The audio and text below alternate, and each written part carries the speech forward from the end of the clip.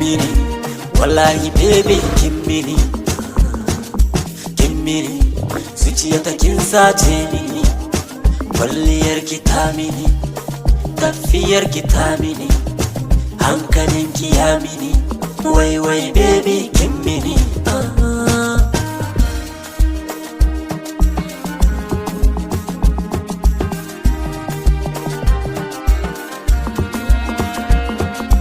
So nake ki zamo matata, matata cikin gida ni zan miki gata, zan miki gata. So nake ki zamo uwar ƴata, uwar ƴata. Zama da ke ni nake fata har ƙarshen rayuwata.